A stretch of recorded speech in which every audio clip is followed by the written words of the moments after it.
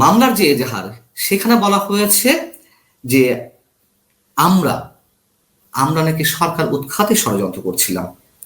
আচ্ছা, প্রথম কথা হচ্ছে, এটা নিয়ে আলোচনা হয়েছে যে রিপোর্টার্স ইউনিটির মতন একটি উন্মুক্ত স্থানে সরকার বিরোধী ষড়যন্ত্র কি হতে পারে? ষড়যন্ত্র তো হবে রাতের অন্ধকারে, গোপনে, প্রকাশ্যে দিনের আলোয়। কিসের ষড়যন্ত্র?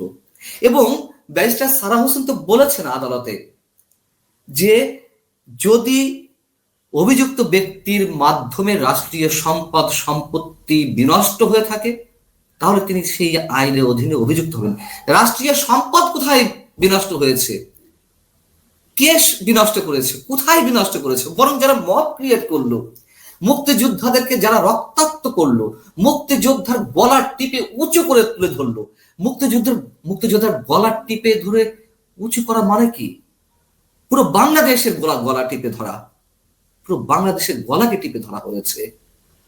তাদেরকে না ধরে, তাদেরকে সন্ত্রাসী আইনে আটক না করে, অভিযুক্ত না করে, যারা এই দেশটাকে স্বাধীন করলেন, আমি আপনি তো আর স্বাধীন করিনি, আমরা স্বাধীনতার সুফল ভোগ করতে চাই, আমরা পরবর্তী প্রজন্ম, যারা স্বাধীন করলেন এই দেশের সূর্য সন্তানেরা, মুক্তিযোদ্ধারা, তাদেরকে রক্তাক্ত করা হচ্ছে, তাদের গলা টিপে ধরা হচ্ছে।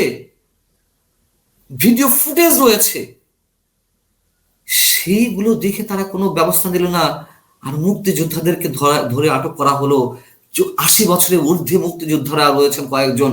আনিসুর রহমান বুলবুল, যার গলা টিপে ধরা হলো, তার বাইপাস হার্ট সার্জারি করা, তার শ্বাসকষ্ট, হাসপাতালে তার অবস্থা দেখলে আপনি অবাক হয়ে যাবেন কি অবস্থায় রয়েছেন। তারা সন্ত্রাস করলো, আর যারা সন্ত্রাস করলো তারা বীর হয়ে গেল।